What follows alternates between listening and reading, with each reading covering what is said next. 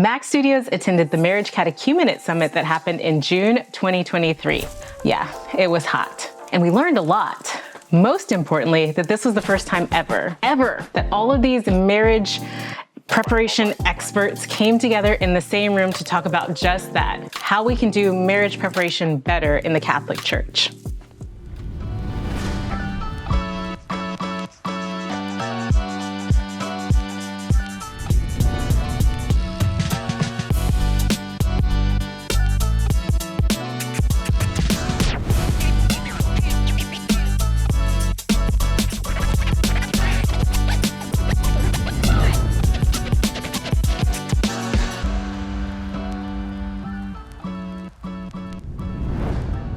We had been dreaming about doing something and bringing all these people together because many of them have never met each other. Maybe they've met on Zoom or they have acquaintances in common, but they hadn't all been together, and definitely not to talk about the marriage catechumenate. So it's been beautiful seeing this happen and come together.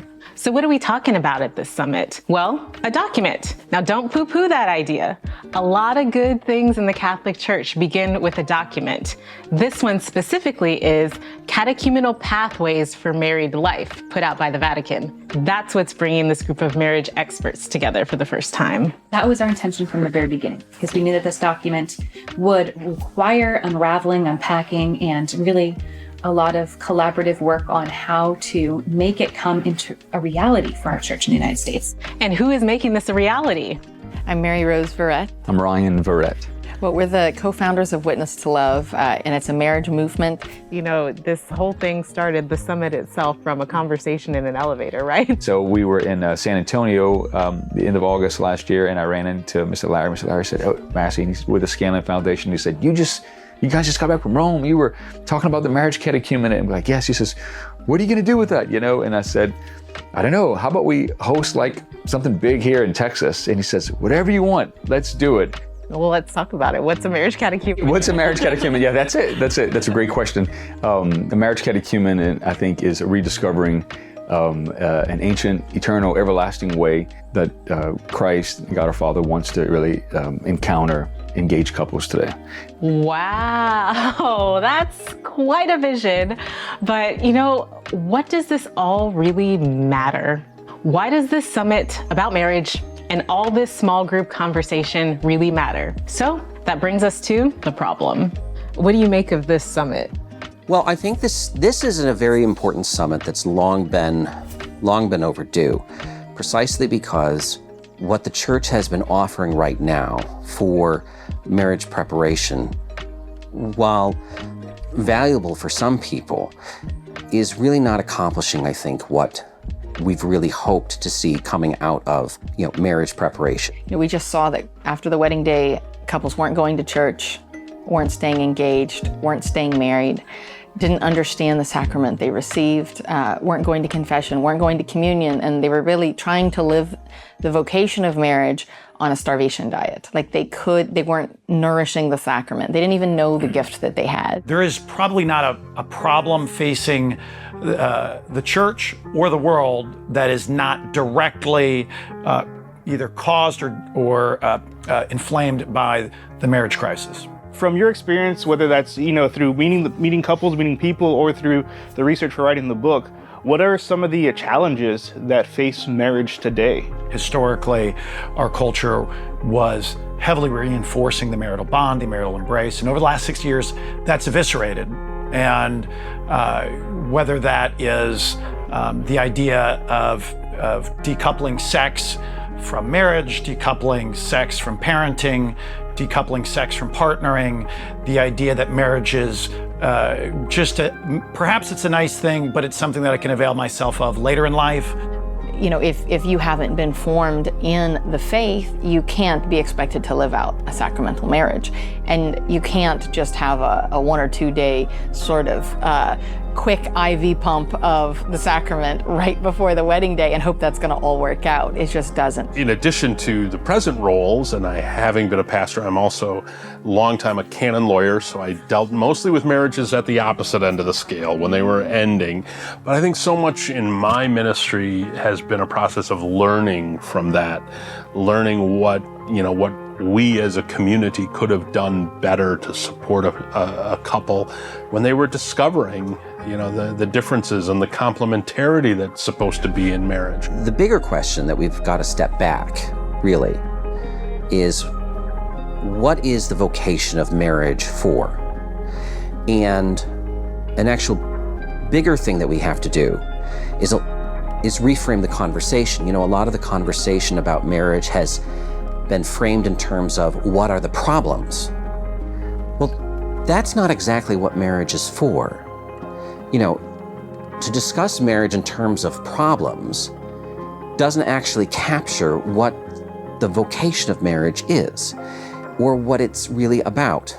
And in order to do that, I would say recontextualize any discussion of the church's teaching on marriage and family in light of the gospel. Now it's getting good. Recontextualizing marriage preparation in light of the gospel.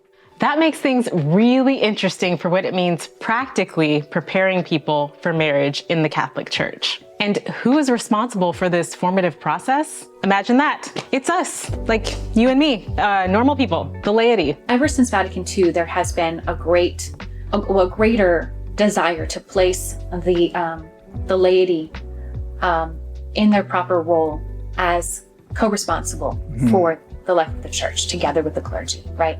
And we receive that all in our baptism. And so that reality has become much more apparent over these past few generations of recognizing just what that means. It dovetails with what Pope Francis has been calling for a synodal church. And in a sense of a church where people from their very different perspectives coming together in a common effort to understand what is the end goal that we want, recognizing that it's not one size fits all, recognizing that there are people who have different starting point. And actually, this is facilitating a conversation. This is precisely why this summit was put together, to help fix the problem of preparing couples for marriage in our church. It was a pretty small group that came together, less than 200 people from across North America, who sat down to unpack the document put together by the Vatican. They did this through small group discussion, time in community, and having conversations with nuances about the situations that married couples found themselves in. How do we sort of attract this generation, the younger generation, back to the church, back to learning about the beauty of marriage? And we have some ideas that we'll be developing, and we'll get back to you on that. But sort of how can we sort of like San Giovanni del Bosco, John del Bosco, where we attracted the young kids that were out like that on the streets, first by feeding their bodies and then feeding their souls. So being Italian of descent, we feed everybody. They also did this through competition. Yes, they did have their own version of Shark Tank, more on that later. The fruit that came from this was a catalyst, or a multiplier, as Father Paul said, to begin to transform the church through this work. We were trying to see the best ideas that everybody's bringing. Everybody has awesome ideas, but we're trying to present them to a panel. But we want everyone in this room to be thinking, taking notes. It's time for Shark Tank. Mary Rose led each small group in a Shark Tank style competition where each group had to pitch their idea for revamping marriage preparation at a various stage. All the ideas were great. It was really fun. It was cool to watch, but spoiler alert, we're gonna highlight the winners. The accompaniment must happen in the first 5 years of their marriage. That's what we believe, so that they don't feel isolated, so that they will feel that, wow, this is a little harder than we expected, but we're there. We didn't just gave a lecture and then left them in the lurch. So that is where the digital drip campaign, we have identified Norway, listening to all the couples throughout the Prepare Marriage meetings, what their struggles are. From the Prepare Marriage report, we know what are the most common misconceptions that these couples actually have, so they will have to face it after the wedding day. And so the drip campaign will address these issues. We're going to recommend podcasts, good articles, good retreats, so it could be fighting pornography, it could be a various topic of infertility, relating them to local resources for child loss or miscarriages. So those are the things that will be all part of the drip campaigns. We want to say specific to the pains we are imagining they may be experiencing. First of all, how do they express a need? Say somebody, they've been married 6 or 8 months, and their marriage is very bad trouble. How do they express that, communicate it, and then who responds to those kind of needs? We know very clearly what are the areas of vulnerability in a marriage. So even before they express to us, or even more, we can then already have pinpoint ideas of what their needs are going to be. So sometimes it's even shocking. They get it and they're like, wait, how did you know this was a struggle? Also, mentorship. Our mentor couples, this is the benefit of mentorship. They know very intimately the needs and can help support them towards the right resources. Exactly, that mentor, and that's the hope, right? Mentorship is not for the wedding date, but to journey with them. Long haul, absolutely. We really like the fact that they took an approach to after the wedding, reflecting on the ritual and how it affected them when they went through it. And we love the part where they said about engage them in the healing ministry of the church. Bring the stuff that they've experienced, the pain and the struggles, and bring that to the church and give themselves to the healing that's available. So that's what the Eucharist is about. We're all called to be blessed and broken and shared, with each other. And they brought that out really strong. We love it. The Shark Tank competition really helped people start to look toward solutions and see the synergy between all of these small groups. And to see that it's not just about the married couple, it's about the community, it's about the church, it's about the parents, it's really about the family. Transformational shift begins with that little group that we call the communio, the early adopters, the innovators within the church, the folks who are who understand that if we don't change the course of how we evangelize, of how we form people, the path in front of us is one of continued decline, of continued human suffering. What struck me was the idea that this is only the beginning. We may not see the fruits from this today, tomorrow, even next week. It may take generations for us to see it. But how good is that work, and how much harder should we work knowing that this is for the good of our children, of our grandchildren, of the church to come after us?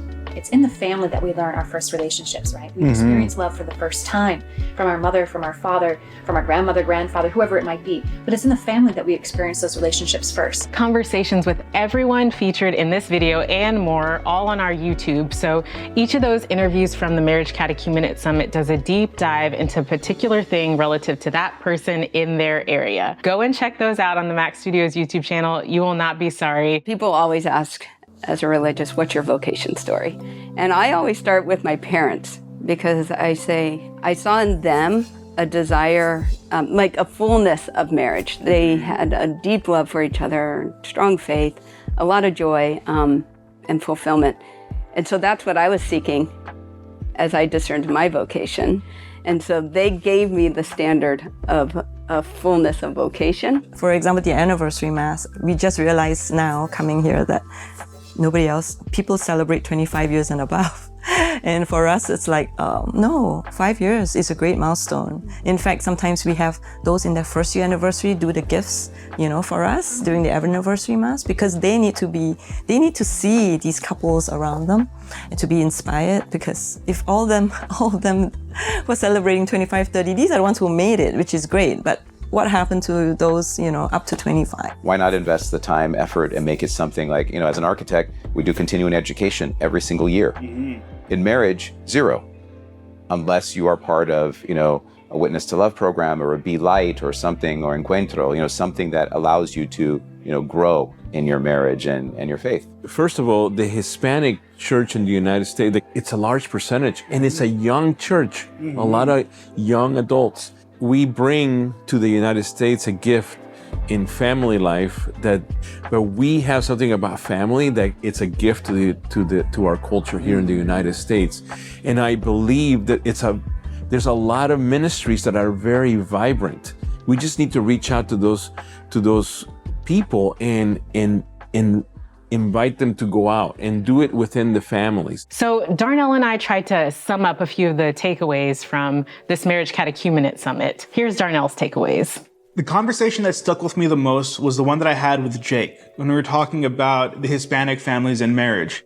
We have this idea of padrinos, of godparents in marriage, who give us the arras, who help us pay for the halls, the salons, who are there to pray with us. And I think if we take that model of, I don't know what to say, godfatherness, but if we take that model, that idea that already exists within the Hispanic culture, and allowed Christ and the Holy Spirit to transform that in a way to build the family, in a way to build community, I think that could be beautiful. It was interesting, the first day and a half of the summit, we were sort of all over brainstorming and ideas from all different parts and places. And what was fascinating to me was that many of the same things we talked about in our little small group, all the other small groups came up with all the consistent ideas. There was like a beautiful sort of coming together in the last day where it all came to the same place that all of us were talking about, yet nobody knew that the other groups were considering the same things. So that was pretty impressive. Yeah. Pretty impressive. If I were to point out the beautiful benefit of what this National Marriage Catechumenate Summit is, and really why I think the rest of the church should really learn from it and do some things differently, it's the vital importance of having everyone involved in this process in the same room, talking to each other and sharing and learning. We want a church of missionary disciples. That means we need families of missionary disciples who make up the church. That means we need everyone involved in this common goal of missionary discipleship. That's not top down. It's not simply bottom up. It is all of us together, walking together. My favorite interview was with Peter Jesserer Smith. He really gets it. I mean, a lot of people at this summit get it, but he can articulate it in a way that makes the church strive to be excellent. And he's a writer. He's seen it all through interviews and writing stories on various topics around marriage. He helped Mary Rose and Ryan write the book that they have. I mean, to hear him articulate the way that families are supposed to be these hubs of missionary discipleship, it really does give you energy and the impetus to want to do excellent work for the church, for the salvation of souls, for literally that married couple, potentially married couple that you are preparing right in front of you. The thing that stood out is just what I just heard Father Hartman say. He mentioned, just do it.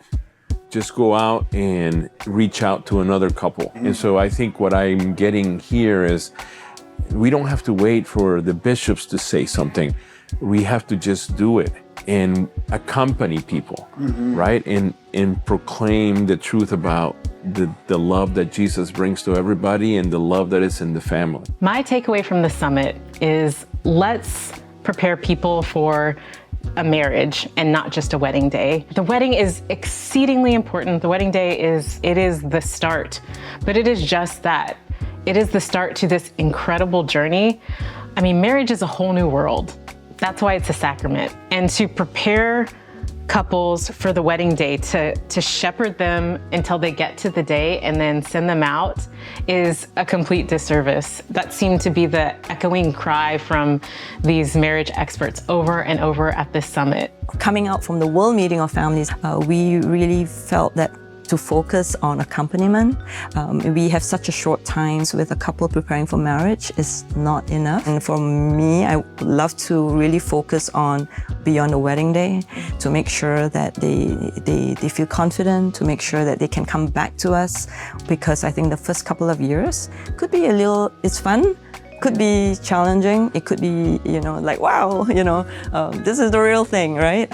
So we want them to feel like they are not alone, and they shouldn't be. They need to feel the community is behind them, the parish is behind them, or their mentor couples are behind them. I had a sponsor couple. The one thing that I learned from the sponsor couple is you always hear this phrase, marriage is hard and marriage is challenging. But what my sponsor couple prepared me for through mentorship is that you actually make it hard on each other sometimes when you don't need to. And it's gonna happen. And you are accepting this person in all of their flaws, in all of the things that they've brought into this relationship, all of their baggage, all of their family drama, their family of origin stuff that you don't know about yet, that you're not gonna find out. Maybe you find out in 3 years, maybe it's 5, maybe it's 10. You don't know it yet, but you are gonna find it out. And then you accidentally make it challenging for one another, which is not the goal. That's why you need community. That's why you need good, solid marriage preparation to shore you up with some skills. But honestly, that's why you need a church community and mentors who you can call on in particular moments that you don't know are gonna happen yet. To prepare people for that goes back to what this summit is all about. To meet people where they are in their imperfection, in their brokenness, as a human person, to minister to those wounds, to set them up, to prepare them to be a more loving member of a marriage. I mean, it's a precursor to what we experience and how Jesus loves us in all of our sinfulness. That's the thing, the healing is part of the good process. Like, some of my most beautiful moments with my wife has been crying together. Like, just cry, like the grief and like the wound we face, like with my broken home or the family or the infertility or whatever. Like, I don't wish that on anybody, but like to cry together with her and to have that bond of grief and love, like that was a form of love. And that's united us and it's made us who we are today. So it's kind of, it's part of the good life. And we don't think of it in that terms, but that's the gospel. It flips on the head what is once seen as something bad, problematic, just to get rid of, can become a reason for rejoicing. The deeper I've gotten into my marriage, the more I've realized I don't know anything. The more I realized I was just so wrong about everything. The more I've realized that the level of love I thought I knew was just nothing compared to the love that I have now. And I think that's going to be a fact forever. To see the beautiful interaction of the bishops and the clergy and the religious and the married couples and those involved in ministry, like, it's just so grassroots and it's so powerful to see everybody dialoguing together. Marriage is not perfect, but it's the most beautiful institution you'll ever be part of. This is just the beginning. And I'm excited to see what is coming down the road.